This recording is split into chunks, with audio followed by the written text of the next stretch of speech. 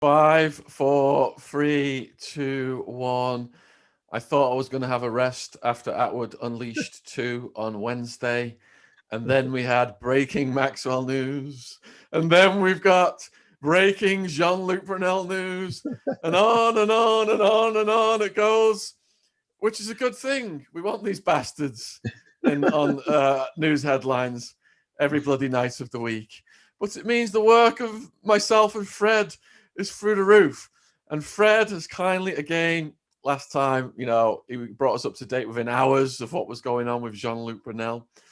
To those of you new to the case, Jean Luc Brunel is the other procurer for Epstein. Maxwell was his main Madame procurer, and Jean Luc Brunel, through the modeling agencies, the pipeline of girls from Europe, in particular East Europeans, flown in, fast-tracked by the feds as part of this massive trafficking operation. So, Fred, you've got your Zoom technical skills have vastly improved, I'm hearing, since our last interview. And you're going to break down what the hell's going on now with Jean Luc Brunel. Yeah, absolutely. It's good to be back, Shaun. Thank you for having me on your show again. And yes, I think it's really good today. We can get together. I don't know how long for, but we will try to unleash as much as we can. That's funny that people are behind the bars, but still we have a lot to talk about them. And I think today we're going to be really going through into back again onto the Jean Luc Brunel investigation, which I remind the audience is part of a larger investigation on Jeffrey Epstein and his accomplices. We have Ghislaine Maxwell behind the bars, and obviously Jean Luc Brunel behind the bar in France. So that's already a very positive point. But as I've mentioned to you, Shaun, on many occasions, when I had the chance and the opportunity to be on your channel, it was very important that some of the information that we have as part of the investigation remain undisclosed.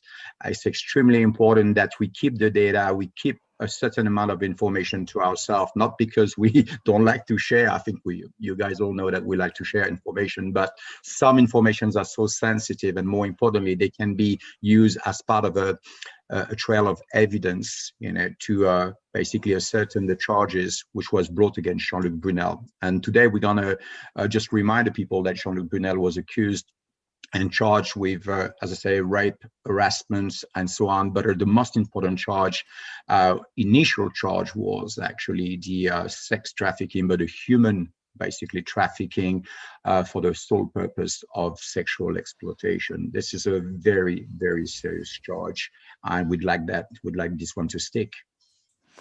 And what is the news in the last couple of days?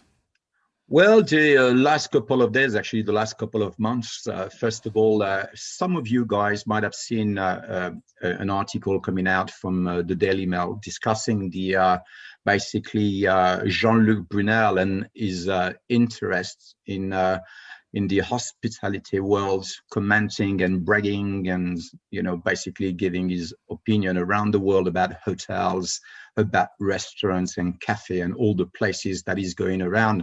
So that's been going on for quite some time. So props to Daily Mail for cracking the news. What we wanted to say is that this article is it's basically a snapshot of the entire story. And obviously, as investigative journalists, we'd like to dig way further in terms of providing information to the audience, explaining exactly how we get to the information, and sometimes even how this information can be extremely important. Some people don't know, but intelligence services, police services, they are actually watching videos because they know a lot of investigators are basically coming up sometimes once in a while across some very important news, and they want to stay apprised. And today what we're going to discuss is basically the contents of the findings, informations that we've been sitting on for the past I would say 4 or 5 months now, and information that has tremendous impact on the Jean-Luc Brunel investigation, and will still have impact during the court proceedings, because this information that I'm going to release to you today could be used basically as evidence or some form of evidence within the human trafficking human trafficking charges. So I'm not going to say more than that. I think what's important today is that people need to understand the reason why we were sitting on this information. The information we're going to release about Jean Luc Brunel and his whereabouts for the past 8 years. It's very important that we cross-reference the information with the Jeffrey Epstein's case. And we basically are all aware that the USVI has required a certain amount of information with regards to the flight logs.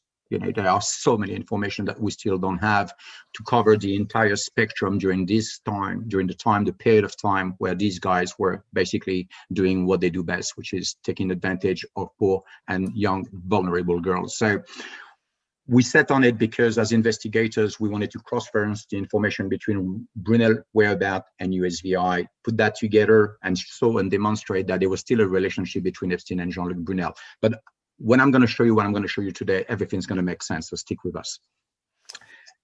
And you've got some documents to show us. Yes, absolutely. So I'm going to just, hey, we're going to use it for the first time. Let's see. So I have been struggling for a while to try and get things on the screen. And Fred today has shown me how to do this. So let us see if this actually works. Well, if that makes you feel better, I have no clue how to do it, but I have a great technician at home, and she's pretty, up to scratch with technology. So I got help. Let's put it that way. I'm not going to take the credit.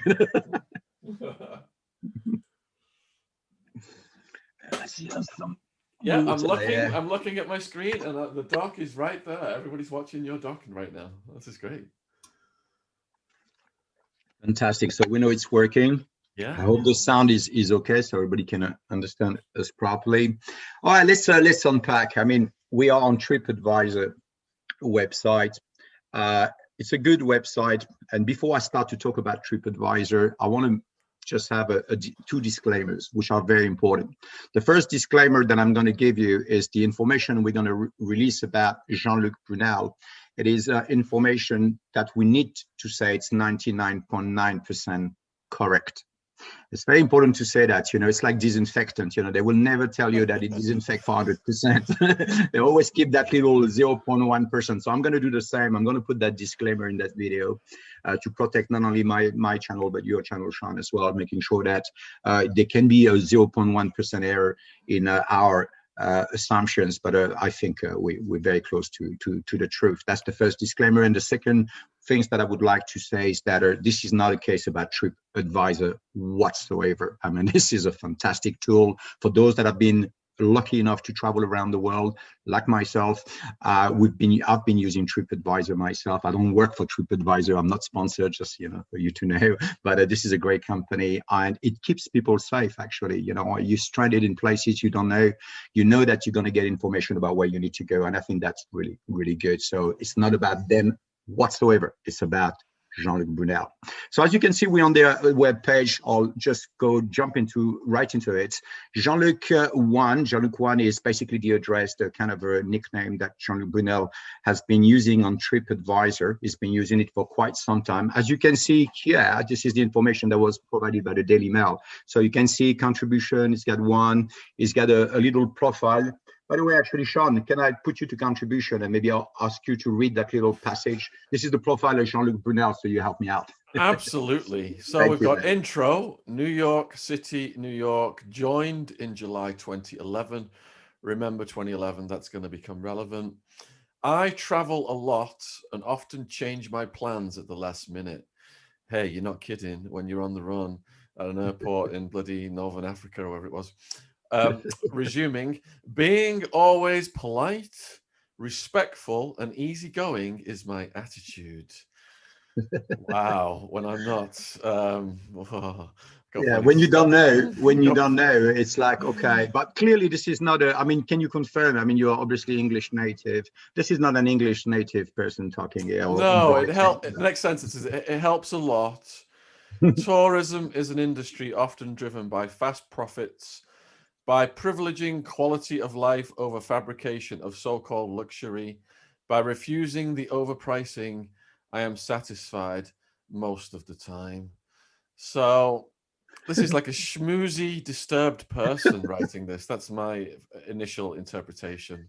Yeah, it's a bit, you know, it's I mean, especially when you know the guy, it's just that he takes a different dimension, obviously. On I was reading it the first time like a while ago, and I was like, no, this is not possible. Anyway, let's move on.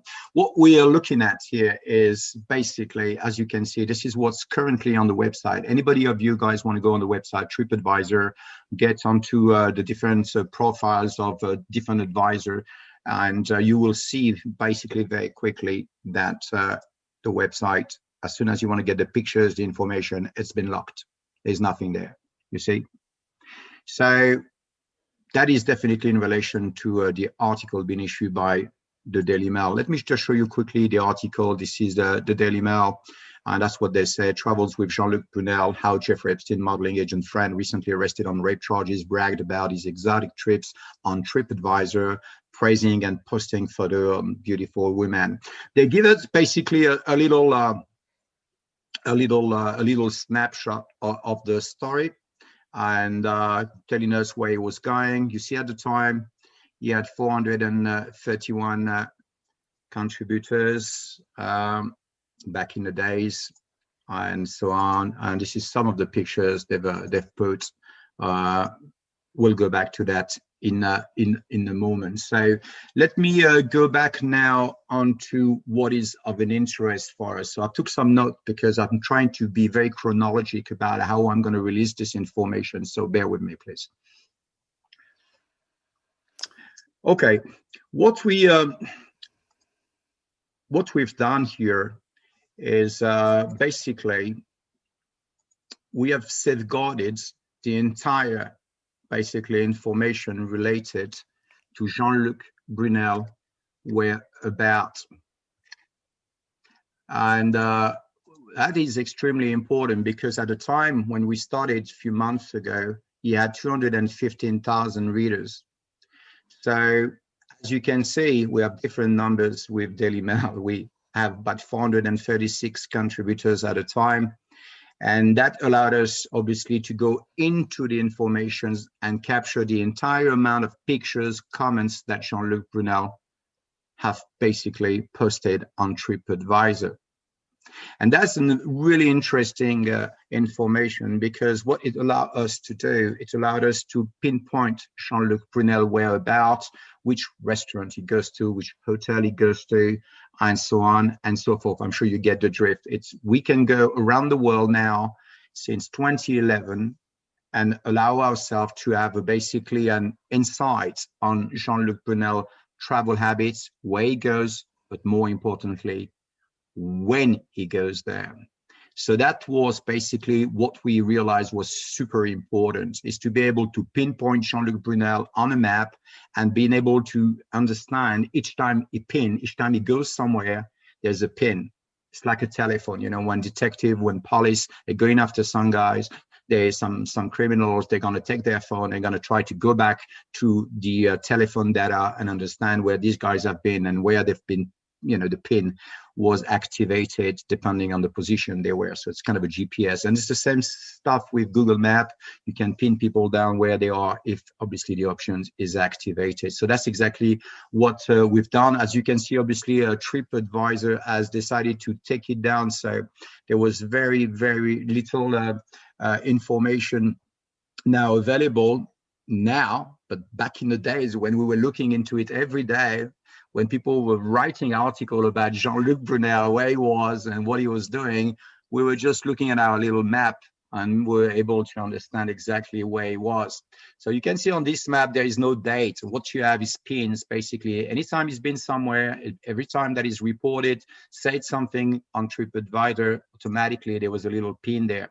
So as you can see, this is a Jean Luc Brunel that has been very busy. I can tell you that this map represents everywhere where Jean Luc Brunel have been from 2011 all the way up to 2019.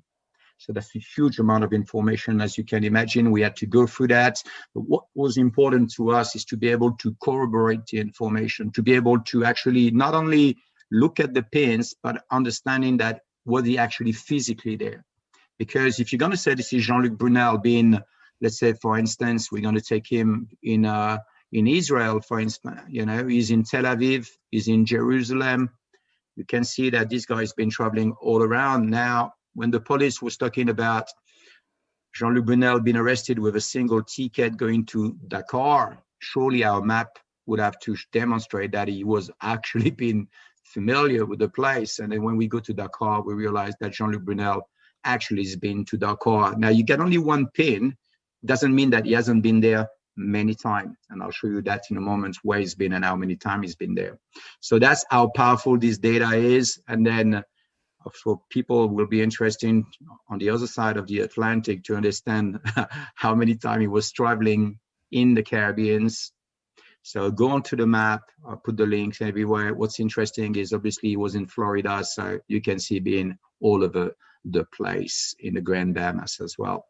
And then the West Coast, he absolutely adored the West Coast. So you can see he was in California and Central America. We know he's been to Brazil, all South America, all the way down to Argentina, and so on and so forth. So I'm not going to just linger on that. Just go out there, just, you know, look at it. I was thinking actually about Virginia Giuffre, has been absolutely fantastic at keeping track of Jean Luc Brunel, and more importantly, to pin him down with some serious charges. So well done to Virginia for that, because without her, it would have been very difficult to have Jean Luc Brunel behind the bar.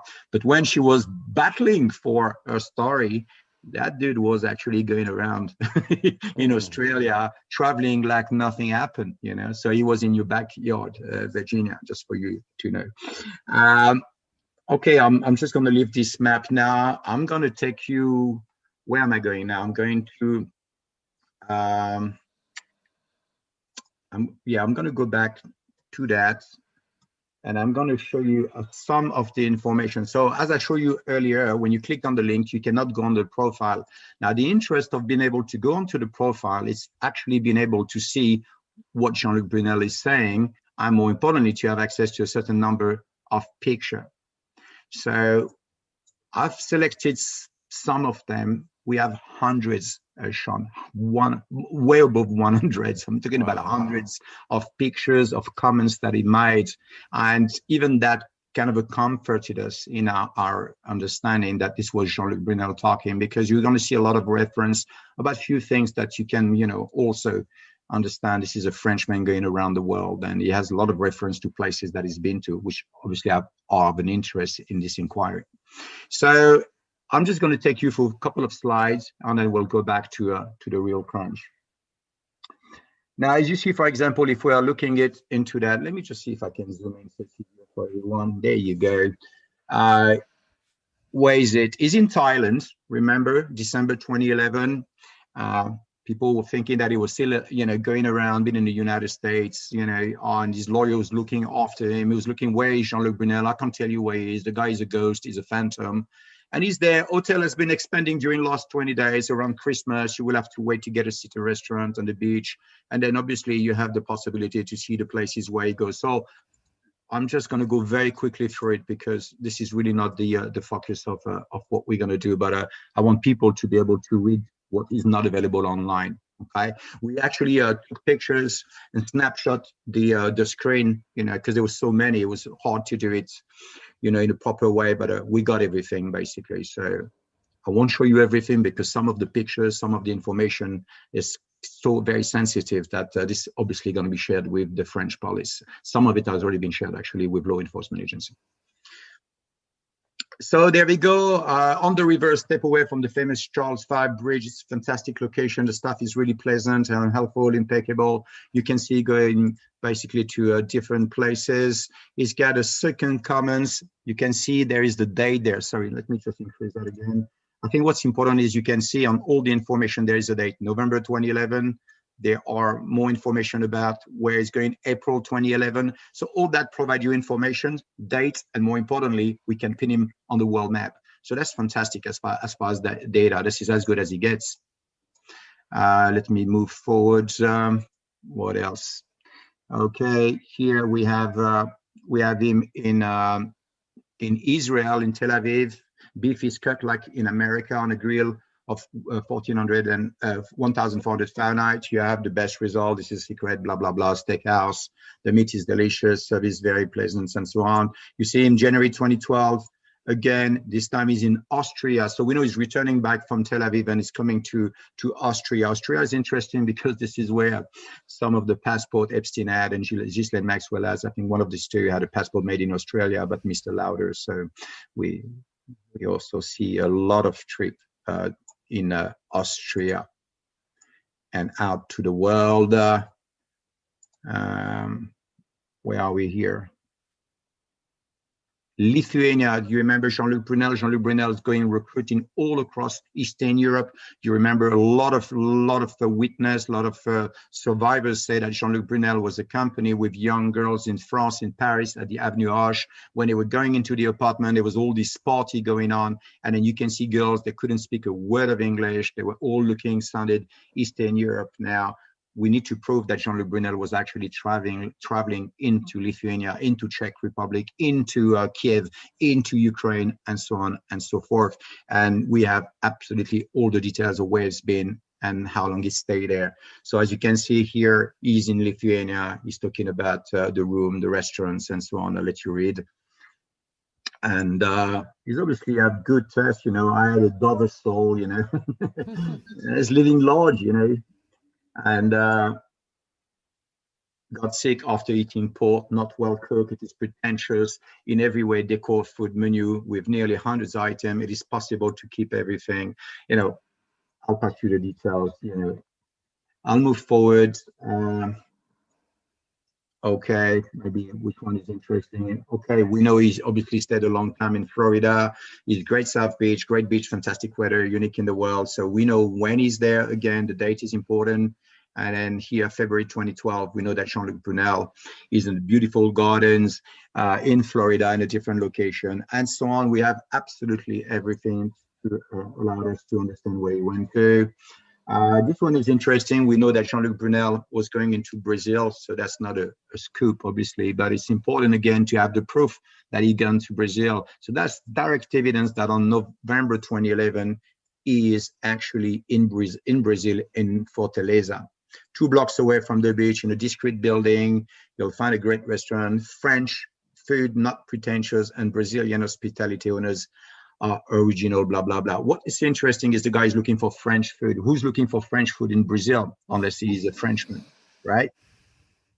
Okay, and okay, so the dates are important. I'm trying to go as fast as I can. I know it's a bit boring, but no, it's fascinating, Fred. Take your time. You're doing perfectly fine. It's really fascinating. I've seen it so many times. I'm like, okay, you know, but maybe for you. I've never seen it before, so just take us through it. Take your time. It's great. Okay, sorry.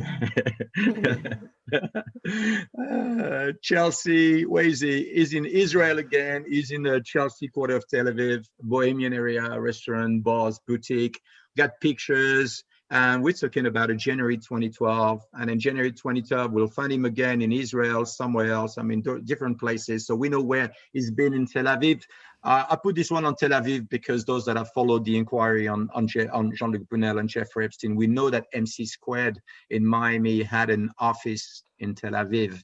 So there you have it. We can say that now, yes, he was in Tel Aviv, 100% or 99.9% as per the disclaimer. Let me just unpack some more. What have we got here?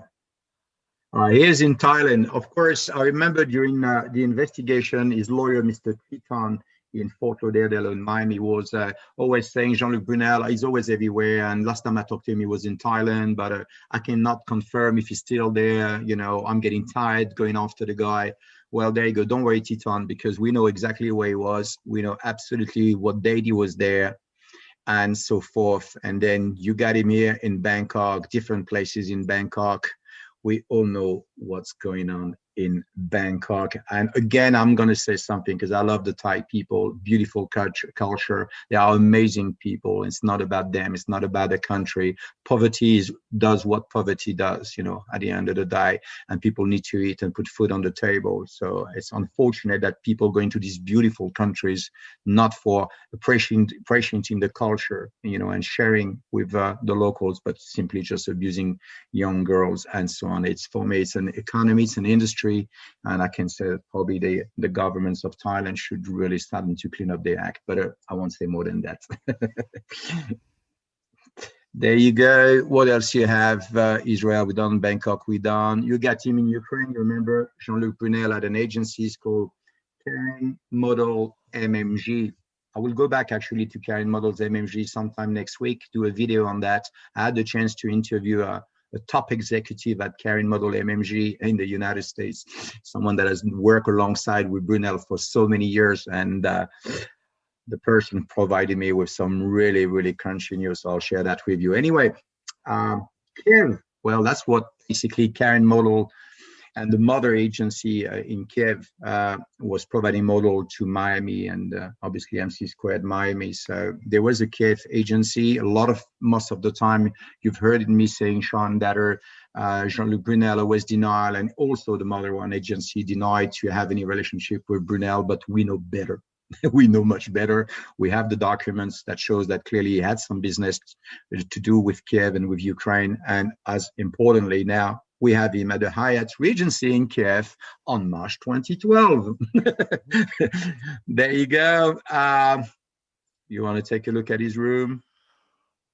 There's more into it. We just put the minimum because we don't want this all to be just about that. But I think it's interesting for the audience to have an idea.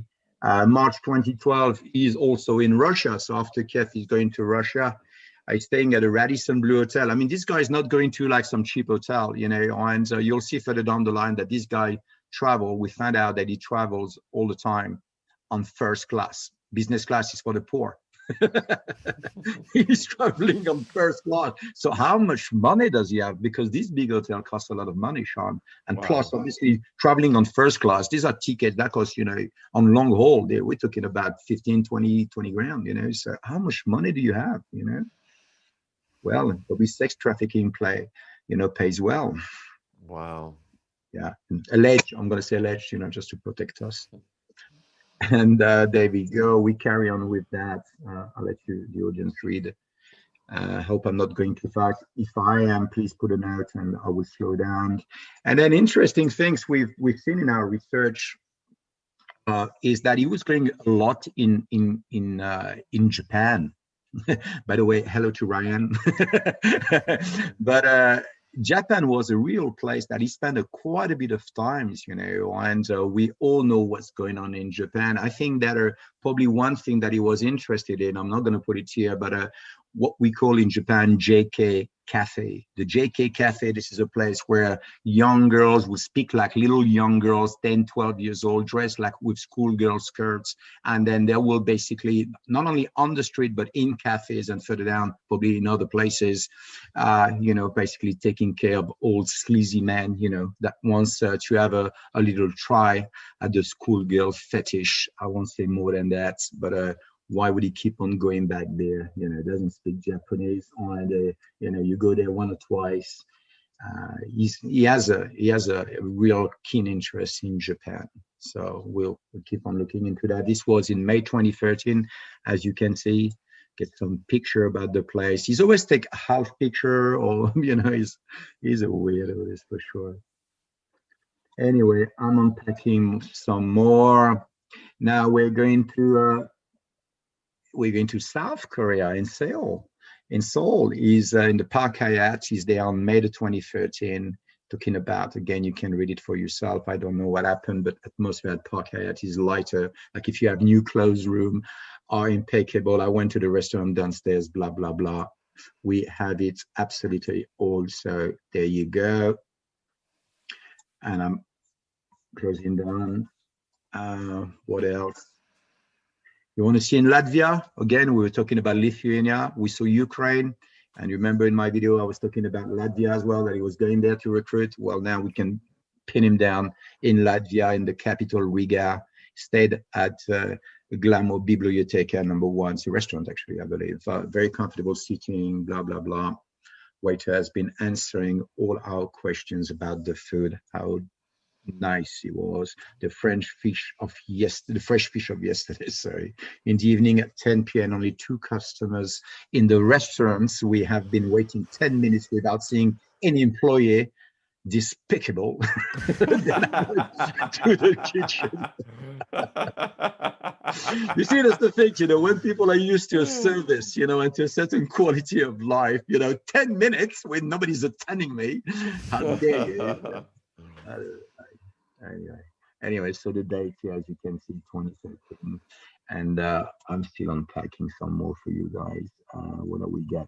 Oh, Indonesia. You know, guys, for those that follow me, I've been investigating a Frenchman, a French pedophile in Jakarta. He was arrested last year in July 2020 in the Indonesian capital. And like Epstein, they found him dead in his cell with a little cable, metallic cable around his neck, you know. Wow.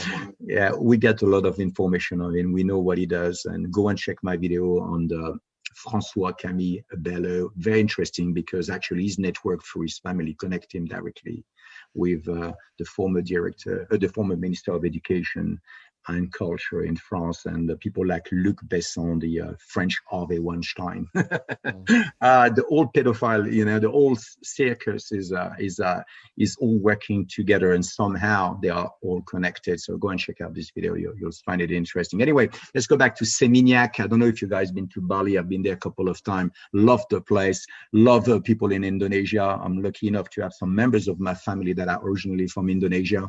So I have a lot of friends and family related people in Indonesia. So that's a very peculiar place to me. We know that in December 2013, he was there, and then he was, sorry, let me just try to go back there. And then from Indonesia, he's going to New York, you know, so November 2013, December 2013, 1 month, one place is on the other side of the world, you know. And there you go, best Italian restaurant and so on. I'll let you read, probably read faster than I do. And I'm keeping on going on. What else we have? Versailles, of course, and Jean Luc Brunel must be in Versailles. So when people are looking for him in Brazil, no, he's not in Brazil. He's in Versailles at a Trianon, having a good time, you know. Yeah, the Galerie des Glaces, beautiful place. If you ever come to Paris, go and check out this place. Absolutely amazing. Just to give you an idea of the opulence this person was living in. Actually, Jean Luc Brunel was bragging in one of his, I don't know if I've put it there, but he was bragging in one of the comments that he made, that he had a private tour of the private room of the King 14, Louis XIV. So he was giving a private tour and probably lying down on the bed there. I don't know what he was doing, but he was bragging about it, because these guys brag a lot. They do brag a lot. But then when you brag too much, you get taught by people like me. There you go. Yeah, I'm just moving on. Let me see if I can go further. Yeah. He was in Canada, so my dear friend in Canada, hello Canada, guys, you are fantastic. We've so Pete and I got obviously finally, you know, where he belongs. But we know, and that's something we've been looking into it. A lot of Canadian people have asked me about the link in between Epstein, Brunel, and Canada. He was at the Grand Prix in Canada. So a lot of, you know, so that's going to help us, you know, tremendously, you know, obviously in us, mainly the police, I would say the Canadian police and the French police, to look into Jean Luc Brunel whereabouts in Canada, and then trying to pinpoint and see exactly who he's meeting, where he's going, and more importantly, when is he going there? So here it's May 2012. So for the Canadian investigators, just know that Jean Luc Brunel was in Canada in May 2012. And in April 2012, he is back to Miami Beach, Florida, his headquarters, where he's busy abusing young Brazilian girls. Yeah. I'm trying to go not too fast, but not too slow either. As I mentioned to you, Tokyo IAT again. We are January 2014. He is basically in Tokyo again. He's going to his own top hotel, top restaurant here. I keep unpacking here. Where he is here? He is in New York City. So I just wanted to show you that. Obviously, he goes to New York City. If you want to know where he goes having breakfast at the Via Quadrona. Beautiful Italian restaurants, I suppose. Uncommon recipe, eggs bake. Yeah, I would love to get some of that too, you know. Uh, Number one, Cartagena, Hyatt Regency. Oh, what have we got? He's in New York. Suddenly he's going to Colombia for someone that has a huge coke issue. I think he was just probably running out, you know, or maybe he got upset with his drug dealer in New York. Who the hell knows? So, yeah, this guy's a lunatic, man. I mean, anyway. We know what he was doing in Colombia. I don't even need to look at that because I know exactly where he was because you're organizing a lot of pageants in Colombia. And anyway, let's carry on. Thailand, I mean, yeah, just for the audience to understand, one of Jean Luc's best friends lives in Thailand full time. Okay, so that's why Jean Luc Brunel is always in Thailand, amongst obviously many other reasons. So March 2015. Alors, March 2015 is an interesting information. I'll tell you why it's interesting. Do you remember in 2015? What happened in 2015? Let me just one second. And you see the Jean-Luc Brunel filed a lawsuit on the 26th of January 2015. So in between July the 22nd, 2014, this is the last time he's heading back to Zurich in Switzerland, and therefore we can only assume that heading back to France. And he was actually in Château des Fines-Roches in France the day before. So, and it is going to be a massive stop. So we know that at that time he's focusing on going after Epstein, getting some money, saying that Epstein has ruined his career, that because Epstein was obviously indicted, was convicted, was in jail, abusing young girls, that has reflected poorly on his business, the MC² business at the time, and therefore he was asking for compensation. Just for the little story about that, so people are clear on that, the reason why he never actually, and that lawsuit never went ahead, is because he was supposed to serve that, basically, you know, when you charge someone or you have a lawsuit against someone, you need to serve the document to tell him that he's been charged, or you know, you're taking him to court. And at the time Brunel was complaining to the court, saying that he couldn't find Jeffrey Epstein in Manhattan or anywhere, as a matter of fact. And at that time, Jeffrey Epstein was on Little St. James. And because Little St. James is quite a remote, it's not a straightforward access, but he was complaining to the fact that he couldn't access Little St. James to serve Epstein. And then the court gave him a kind of a deadline, told Jean-Luc Brunel, well, you get a certain amount of time to serve. How are you going to do it? It's your problem. What we know is that if you're not able to do that at the time, we're going to throw this case out of the court. And that's exactly what happened. And this is where it's never got traction with the court. They threw the case out. End of the story. Now, what I'd like to do, I could go for hours on the other documents. I'm sure a lot of people will be very interesting to see what Brunel, where he goes, what he eats, and what nonsense he's talking about.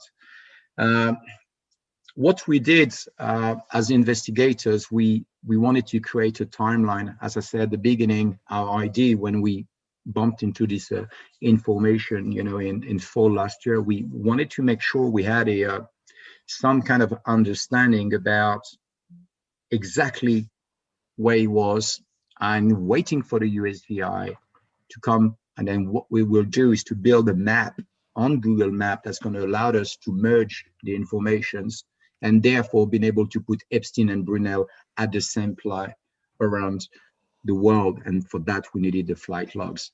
They've been subpoenaed. We are waiting for them with great anticipation. As you can see, let me see if I can just make it slightly bigger. You know, you can see I've got the spectacles, so I don't have a great view sight, but I think that's going to help you to understand, you know. So as you can see, July 22, 2011, this is when he actually registered the profile, and he's in New York. And this is when he's going to start to brag about his whereabouts around the world. So the timeline goes from 2011 to 2019. So we put that obviously in a format that allowed us to see where he was in 2011. So As you can see, Praia de Fontes, Pirata de Fortaleza, Brazil, Four Seasons Hotel Prague, and so on and so forth. A lot of information here, very pertinent. And we have the pin, the time, and the restaurants and the hotel he was staying in each of these locations. I mean, we must have missed some of them because, I mean, we all travel sometime and we like to make comments. Something perhaps important to mention is that we don't comment 6 months or 3 weeks or even, you know, a week or 2 weeks later on the place we've been, you know. I mean, some people do, but the majority of people is they go to a restaurant or they go to a hotel, and after the vacation, they're going to say, hey guys, this is a great place, go out there, go and check it out, great stuff, great food, whatever, you know. And so we know that information is pretty correct. You know, when he met that statement, when he made these comments on TripAdvisor, it allows to believe, at least with a certain kind of a certainty, that he was there within this 10 days period. And that's good enough. We don't need to show him that exactly the right day he was there. He was in the country, he was in this city around that time. That's good enough. And then, as you can see, moving on to 2012, Tel Aviv, Patpong. Patpong, what do you do in Patpong? Those that have been in Thailand, they would know. Albertina Museum, Historic Center, Vienna, Tel Aviv, Vienna, Costa Rica. I mean, look at the dates, look at the time. I mean, this guy is everywhere, and he's going on. You can't see it on this document, but I have a document that clearly shows you how many times he's been there. And it's just mind-blowing. This guy is just a ghost. He's a ghost. I mean, if some people say that he might have been a spy, I've always been very cautious about this kind of assumption that Jean Luc Brunel might have been involved in the intelligence community. But bloody hell, I mean, who traveled that much, you know? There you go, Miami, Paris, France, Tokyo, Seoul, that's 2012. Then I'll move forward, 2013, blah, blah, blah. It goes on and on, Bali, Seminyak, New York City. And then 2014, it's going to be a little bit, a bit of a slowdown. It's going to be in France on a couple of occasions. It's going to go to Tokyo again, Tokyo, Paris, France, and so on. And then, as I said, the lawsuit, so that I think is going to really focus on that, trying to get something out of it. He's going to do only one trip in 2015, and it's going to be at the Bangkok, again, Thailand, Mandarin Oriental Hotel. And then there we go, from 2015 all along 2016, it's going to disappear. It's not going to pin at many places, not going to make any comments. So many possibilities. He was sick. Maybe he was starting to understand that things was going wrong and he was hiding. So he's only back onto commenting on being the Mr. Level 6, as Daily Mail said, Level 6 TripAdvisor, you know, expert in food and accommodation, 250,000 followers. And he's going to allow people back again to enjoy this expertise. And that's what we see in 2017, Cartagena, Colombia, Odessa, Ukraine. You remember Odessa? We're talking about the patients and the people that he was recruiting some girls from Odessa. It's a big place for human trafficking, sex trafficking, and much more.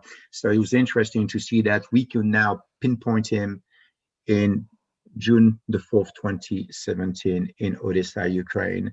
So that's really big. And you can see back again here on the 22nd is in Odessa. What are you doing? I mean, let's be clear. June 4th, you're in Odessa, Ukraine. You go to Paris, back, talking about some places you've been to. And on June the 12th, all right, you're June the 22nd, you're in Odessa again. So you go Odessa, Paris, Odessa, Paris. That's what a sex trafficker, that's what a human trafficking is. Why would you go to Odessa back and forth in between 2 days? You know, what are you doing?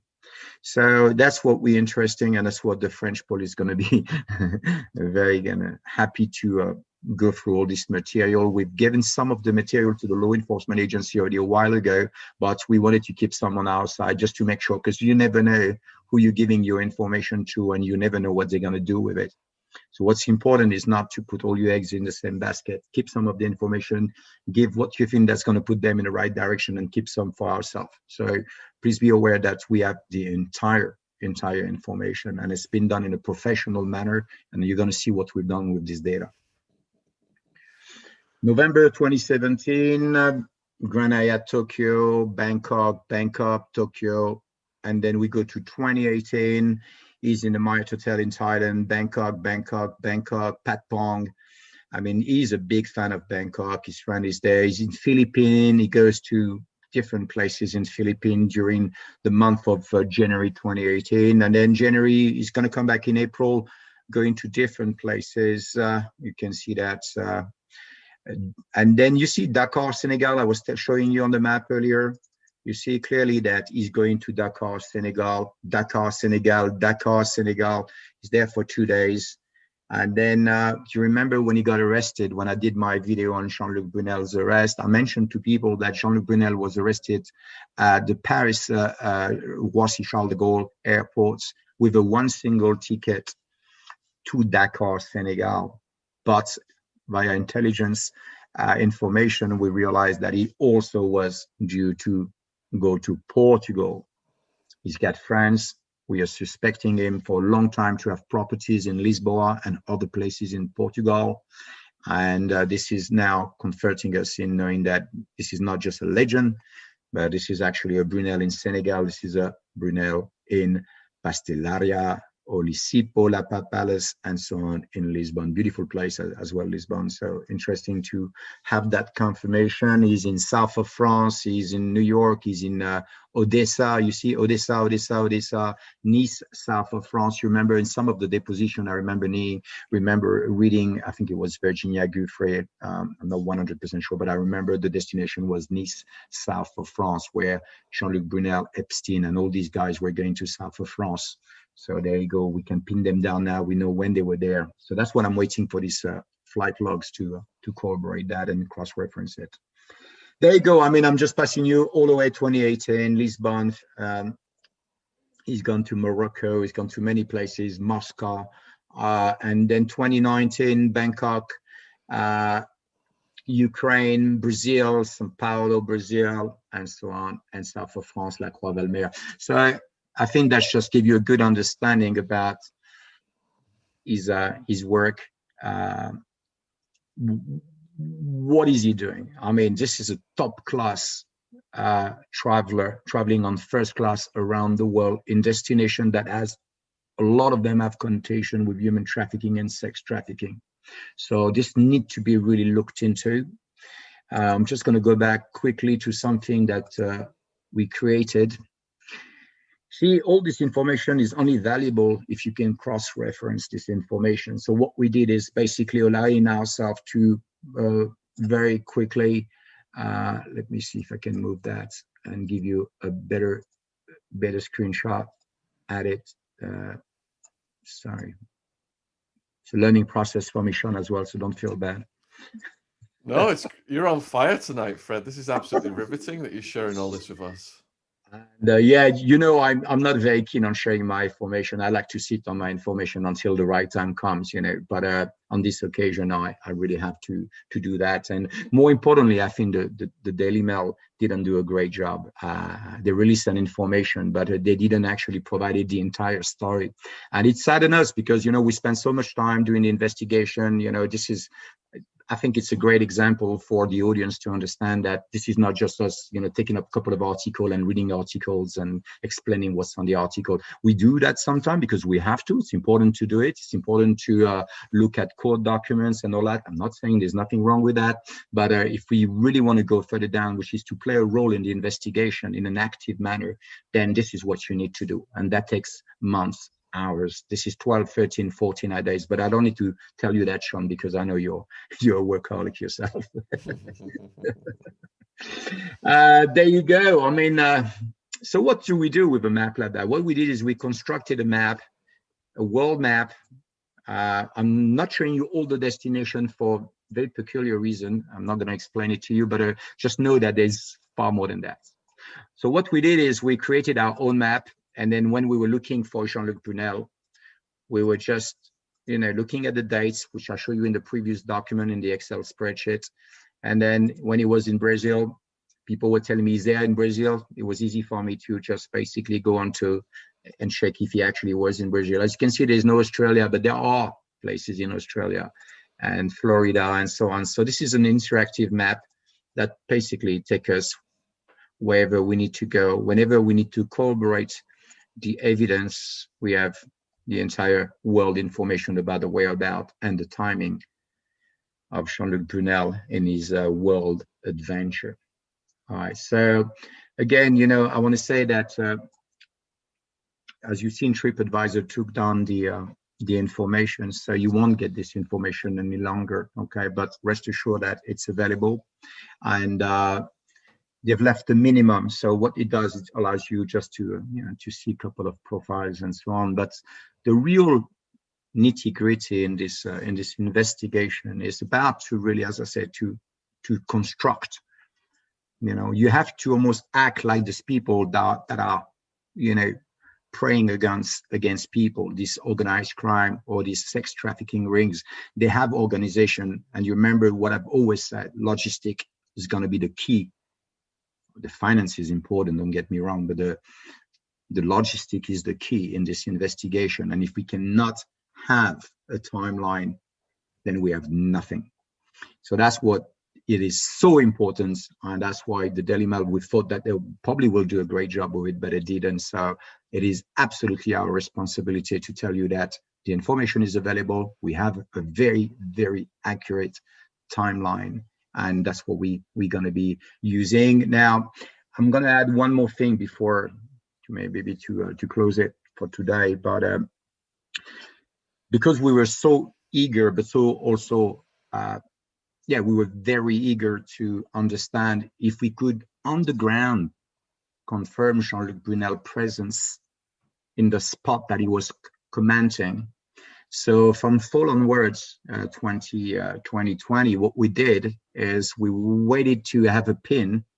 We waited to have him making a comment about a hotel or a restaurant or place like that, let's say hospitality anyway. And I had some of my guys calling these places to check if actually they had a guest called Jean Luc Brunel. And we also got some information on that, but that cannot be discussed, obviously. But what I can tell you is that we have ground evidence of Jean Luc Brunel at a time where Jean Luc Brunel was making comments. So we know that we are talking about Jean Luc Brunel here. And then perhaps something that I would like to share with you, if I can manage to do that. Let me see, how do I take that down? Maybe just pressing escape. Where did I go? So just bear with me, guys.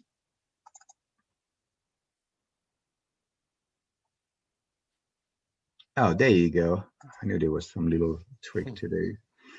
And what I want to show you is this. So I need to go there to do that. And what I'm going to show you is, as you've seen in this information that I provided you, this is what I think this is not what even the Daily Mail gave you, but there was a small window in a hotel that was kind of broken, as you can see. Let me see if I can zoom in. So this is now Jean Luc Brunel taking a picture of himself in a broken window. Now, for you, maybe because for those that are not really familiar, I mean, when you look at a face for quite some time, your mind's starting to memorize a lot of the feature and a lot of, you know, it's like almost like a reflex. Your mind telling you, okay, this is the guy. So that's the picture that was provided. So there's two things we've done. We've given this picture a while ago to some law enforcement agencies, and what we wanted to make sure is that we can take a lot of this snow out. We did it. I'm not going to show you yet because this might be evidence, but hang on, let's see if I can go a little bit further up. So I think what's interesting here, if I can, I don't know why I cannot.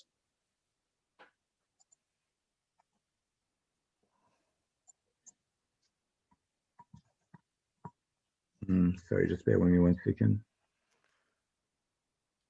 Interesting to see some new photos of him when all the other photos are like really blurred and old. Okay, so as you can see, I mean, I have the ability now to So you see, that's when we look into the picture in this window. This is the pictures we see of Jean Luc Brunel. And then this is the pictures you can see that we've taken from internet, and pictures that everybody has seen on many articles around the world, you know. So clearly for us, we are used to him. So we have other pictures, which I'm not going to show you today, but are just, as I said, 99.9%. In between ground confirmation, in between the information that was on his profile, the way and the fact that the information that he provided, and I remind people today that I'm not providing the entire amount of the information. There is far more to that.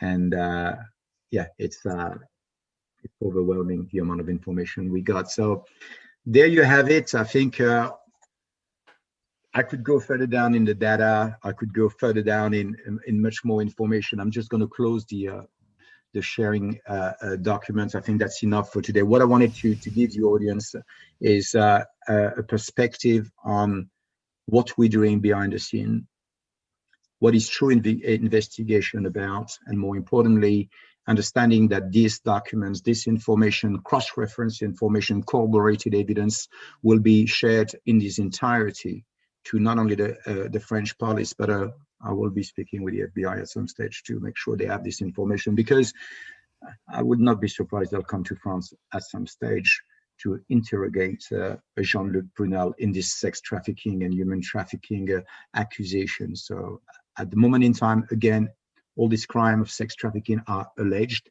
He's been basically placed under the assisted witness status, which allow him to obviously challenge the court, but also to allow the prosecutions to raise that back to the initial charges of human trafficking for sexual exploitation. So we're looking good. I think it's going to be a very strong case. We're going to share that with the people that can really transform this data into evidence that are acceptable by the court. And then from that, we can pin that on him to try to get this human trafficking and sex trafficking charges to stick.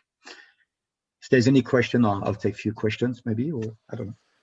If anyone has got anything to ask Fred or myself right now on the Epstein, Maxwell, Jean Luc Brunel case, please put it in the chat. The chat has been absolutely jumping, Fred. I mean, the energy in your voice tonight, like I said earlier, you're just completely on fire. We feel, I'm so privileged that you've, you know, the depth of your forensic analysis on this case, and you've shared this information with us this evening. Feel really privileged. Huge thank you to all the people in the chat that have kept everything so energetic, and big shout to Christine Adkins for the super chat. Really appreciate that. So let me just pop over to the chat now and see what people are saying. Let's have a look. No, this is not a repeat. This is live. Dawn. We've been doing lives every night this week.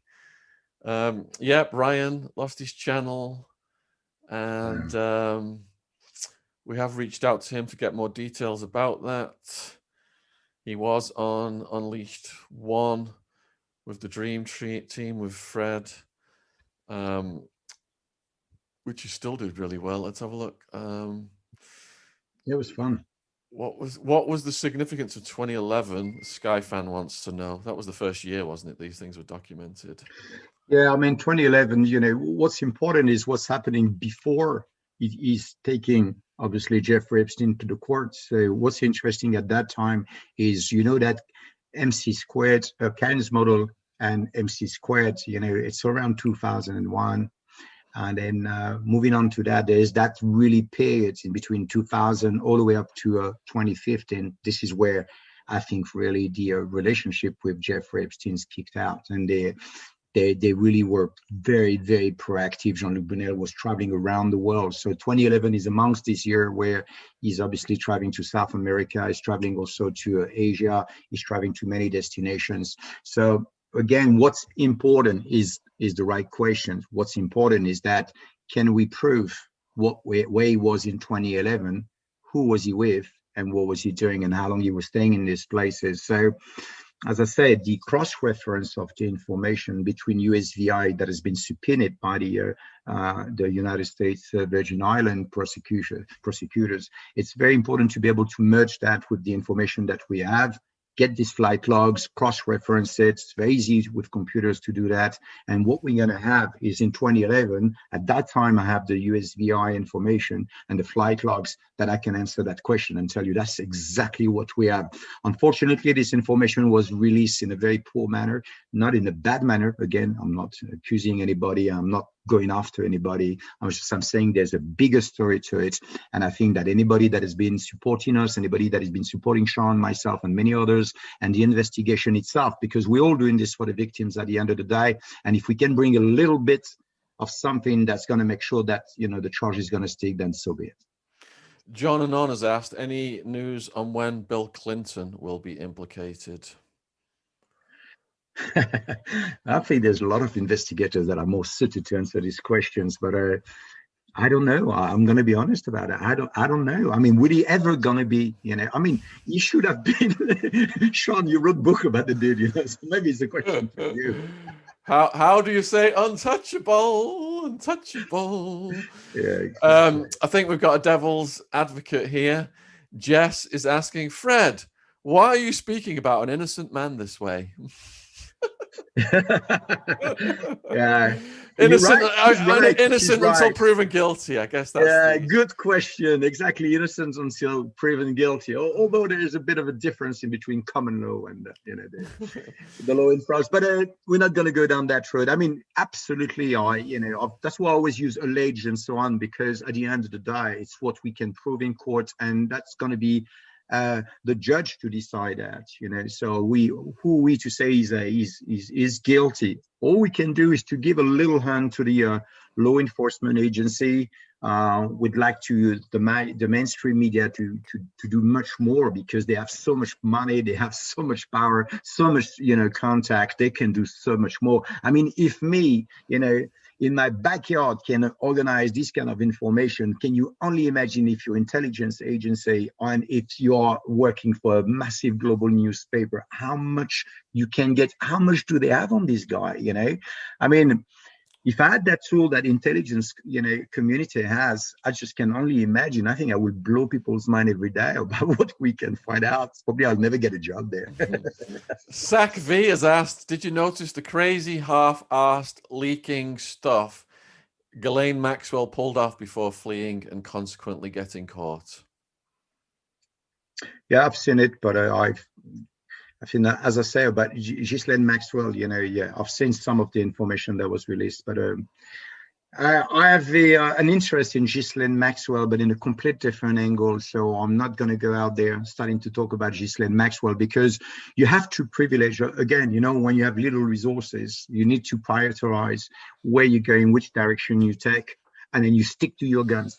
And if it happens, you're wrong, but then you're wrong, and that's it. That's the end of it. But hopefully, you know a little bit what you're doing. And we get a hunch, that's what detectives are all about. They get a hunch on something. They feel something is behind, and then you follow, you follow your gut feelings, and you say, okay, you know what? This is where I think this is going. And then you stick to your gun and you go for it. The only thing that can happen is you can be wrong, and it's not the end of the day.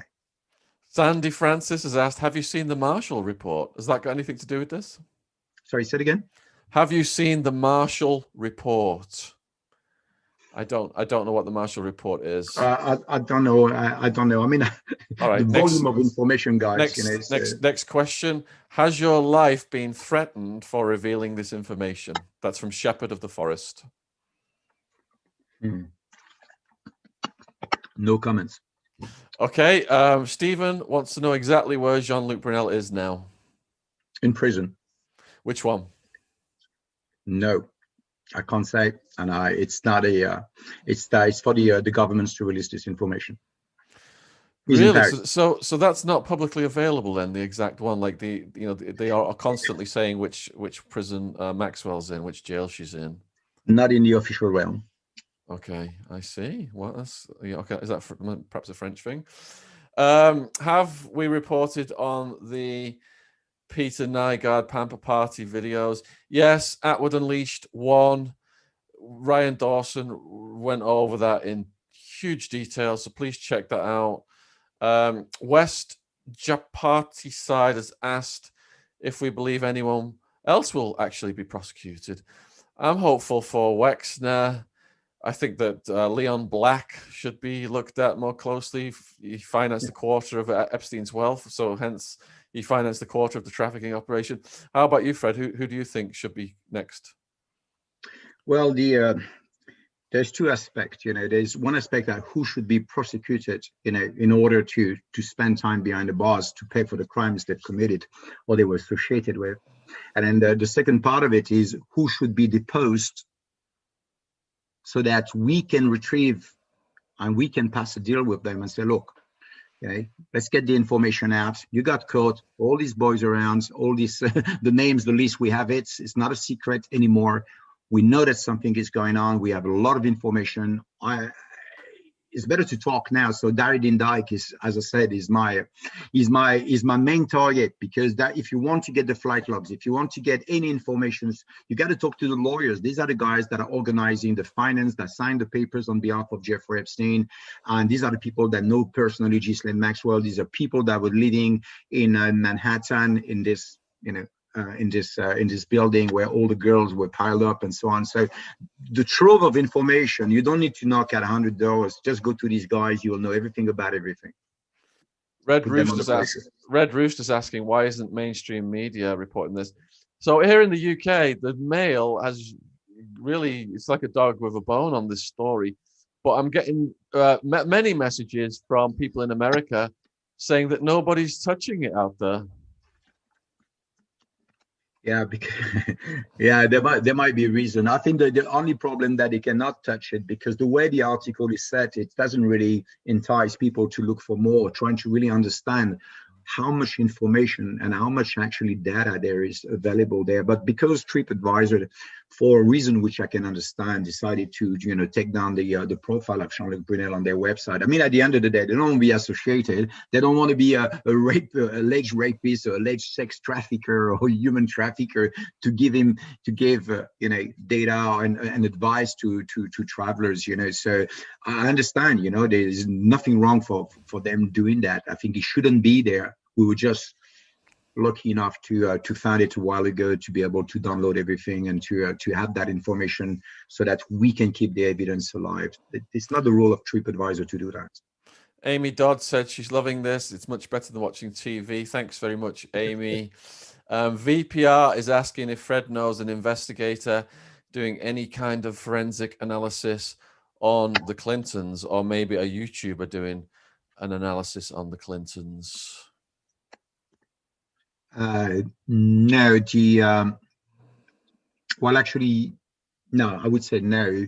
I was aware of someone that has done probably one of the most extensive research on Donald Trump, funny enough, and the information, as it was in French, so it's never been released to the world. But I'd love to at some stage talk to this gentleman, because he's someone that has connected deep tie with the FBI due to his job, and he eventually towards his retirement released a complete investigation that he conducted over the years on Donald Trump, the mob, the crime world, the underworlds, the gaming, the prostitution, you name it. I mean, he's going through so much detail, and we can see that when you go through the data and the information that he provides, that this is big, this is massive, and it helps you to better understand the man. So again, I'm not slapping at Trump, and there's a lot of Trump supporters out there, and the elections and what happened. This is not what we are talking about. At the end of the day, Clintons, the Bushes, the Trumps, and so on and so forth. Any countries you're going, you get these kind of families that have been operating behind the scene and doing pretty much whatever they want with the constitution. There's no constitution for these guys. They take it and they throw it away, and they don't want you to talk about it because it doesn't exist in their world. So it's not about politics anymore. It's about respecting humanity. It's about respecting, women. It's about respecting our neighbors. We are all different. We speak different languages. But, I've been traveling around the world most of my life, and I can tell you that I've made friends everywhere. It doesn't matter I had a beard or I had good spectacle or I was bald.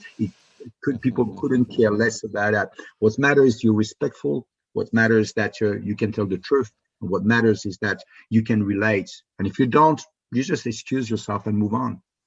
Son Kun has asked, did we show a photo of Ghislaine Maxwell earlier in the show? Yes, that was one where there was photos of her and Jean Luc Brunel pranking around in various of the properties. Is that correct, Fred? Yes, that is correct. Yes, I mean there was a lot of photos released on this little gag reel they had on the islands. You know, whether they were fighting, whether Brunel was giving her some kind of, I don't know, some kind of punishments, or were they just a game? I think they're just kids, to be honest with you. Knowing the characters of Jean Luc Brunel, I've been speaking to people that have lived alongside Brunel, that I know Brunel very well.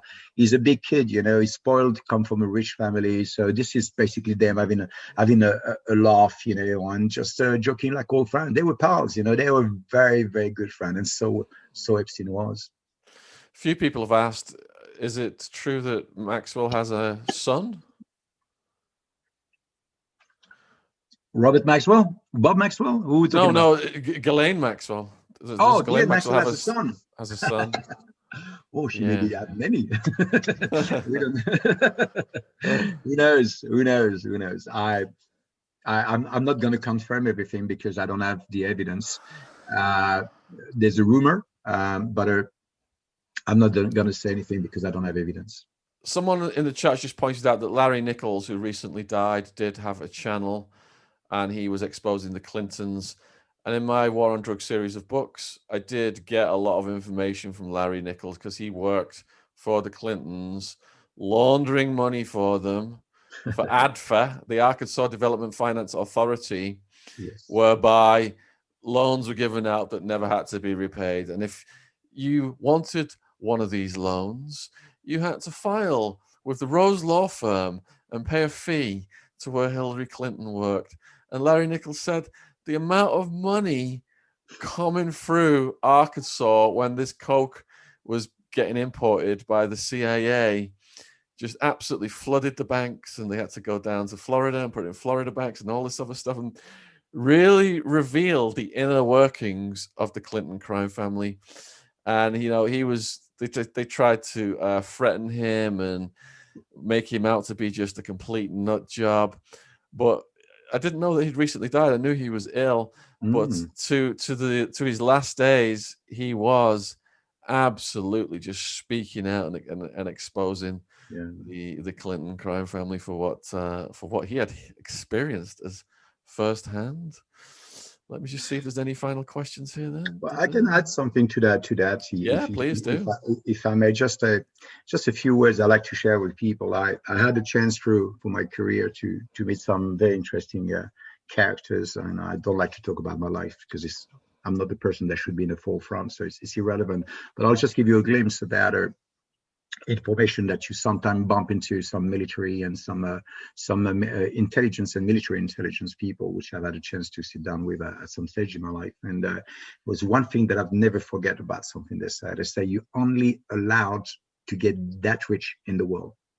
After, you need to be authorized.